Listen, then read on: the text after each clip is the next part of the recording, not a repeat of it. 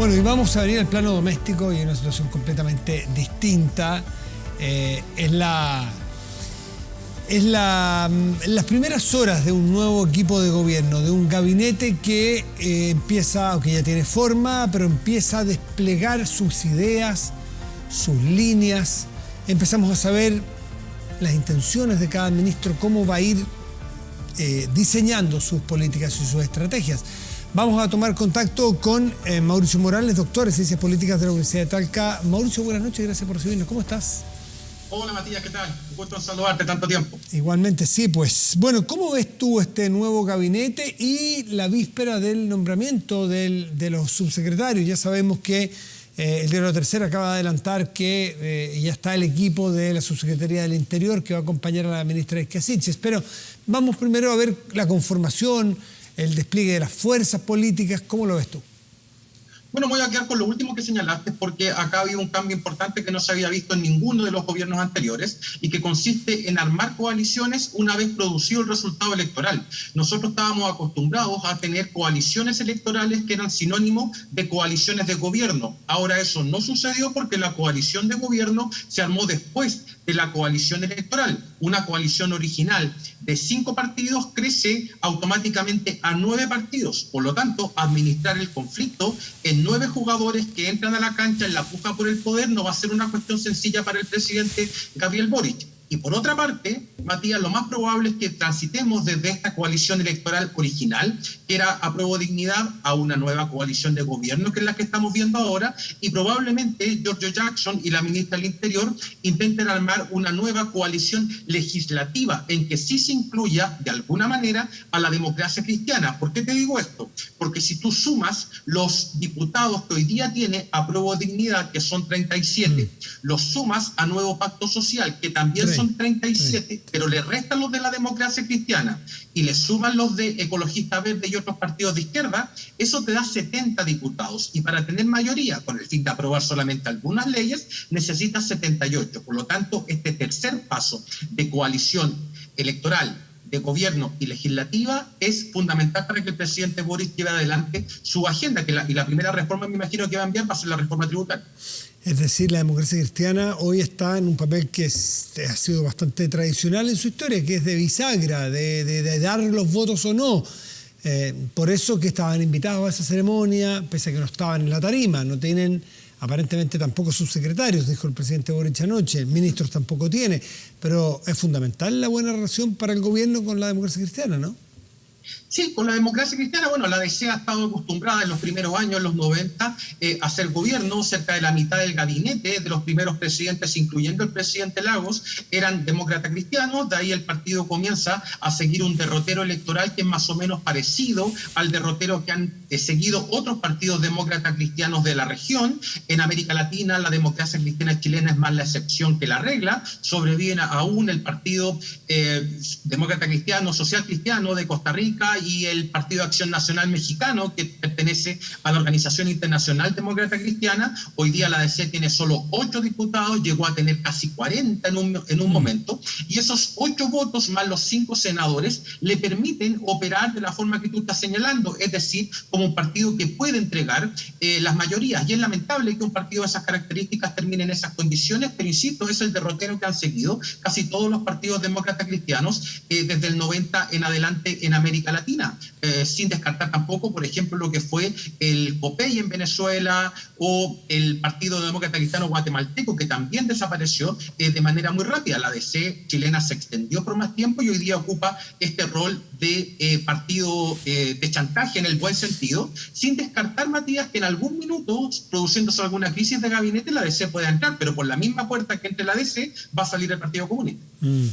Anoche conversábamos con Francisco Buenchumilla, senador demócrata cristiano, y expresaba algún grado de frustración en el cómo, a juicio de él, terminó esta relación histórica de sociedad política entre el Partido Socialista y la democracia cristiana.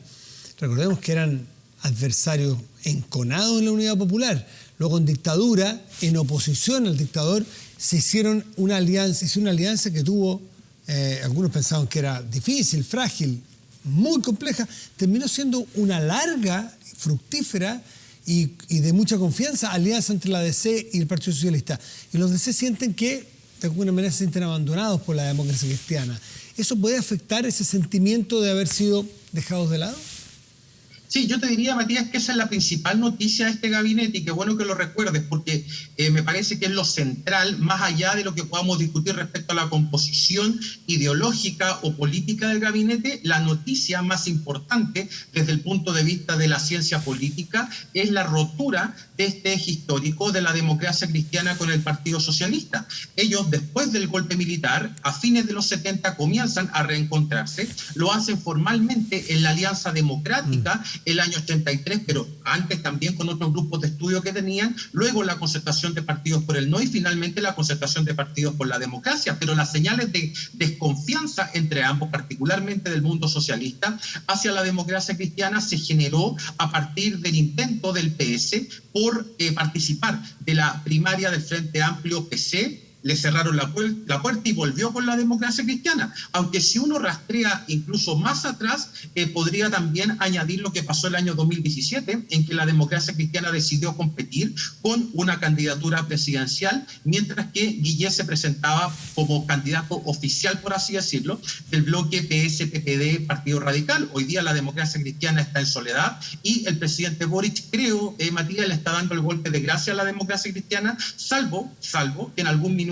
requiera de la democracia cristiana para incorporarse al gabinete. Faltan 4 años y cualquier cosa puede pasar ahí. Sí, de todas maneras.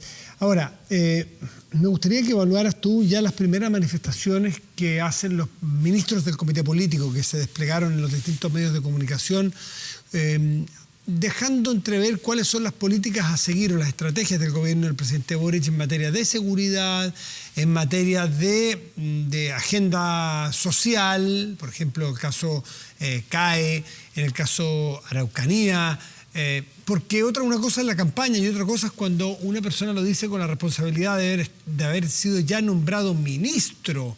En el caso de Isquia Sichis, por ejemplo, cuando sostiene que hay civiles que pueden estar beneficiándose de la violencia, o que el gobierno no va a insistir en el estado de excepción constitucional que hoy día permite el apoyo logístico de los militares en la Araucanía. Empieza ya a mostrar las fichas. ¿Qué te parece a ti? Sí, empiezan a mostrar las fichas y creo que no de la mejor manera, Matías, por la sencilla razón de que según las cifras que ha entregado el gobierno, el estado de excepción en la Araucanía ha facilitado una reducción en el nivel de conflicto, o al menos en el nivel de atentado. Ellos tienen las cifras y parece que eso no congenia mucho con lo que señaló la futura ministra del Interior. Por otra parte, Camila Vallejo señaló el fin de semana que este iba a ser un gobierno de centro-izquierda. No sé cómo habrá caído eso en el Partido Comunista, más aún si es que en la distribución del gabinete, Matías, y esto es muy importante, cerca de 1/3 de ese gabinete fue asignado a partidos que no son de apruebo de dignidad, destacando Cancillería, Hacienda, Defensa, Vivienda, Desarrollo Social, Obras Públicas y Minería.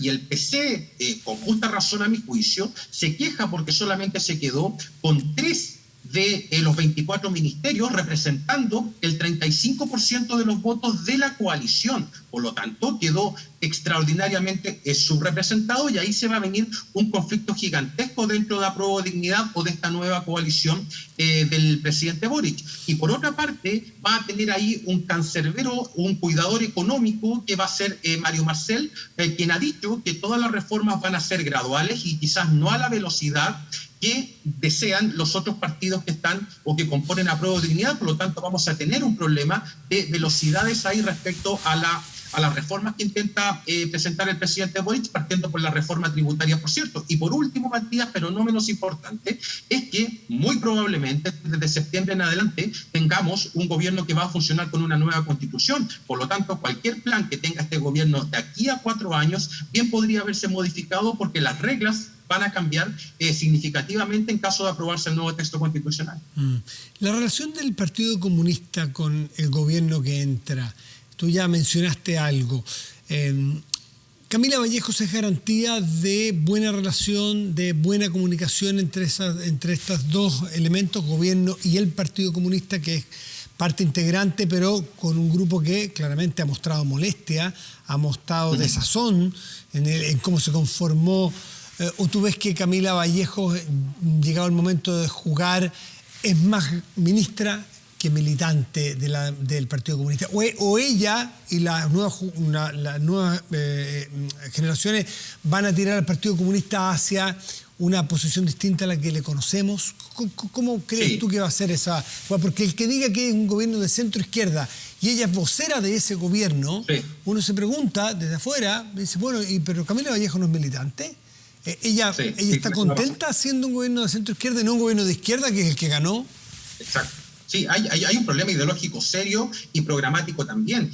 Vallejo representa a la nueva generación del Partido Comunista, pero esa nueva generación no congenia mucho con el sector más longevo del Partido Comunista, que a lo mejor tiene una ideología mucho más dura y pretende llevar al gobierno hacia una administración de izquierda más que de centro-izquierda, como la misma Camila Vallejo lo señaló. Ahí se va a producir un conflicto en dos niveles, Matías. Primero, dentro del Partido Comunista y luego entre el Partido Comunista y el gobierno. Y Vallejo va a tener que tomar la decisión estratégica respecto a si va a ser vocera del gobierno o va a ser vocera de su partido. Y esa cuestión Telier ya la dejó muy en claro cuando, al momento de presentar el gabinete, que se supone era una ceremonia inaugural muy importante para el presidente electo, se manda la declaración respecto a que no conocía a Marcel. Luego Vallejo sale diciendo, de manera un tanto ingenua, que el presidente del partido se refería a que no lo conocía personalmente, pero eso sabemos que no es así.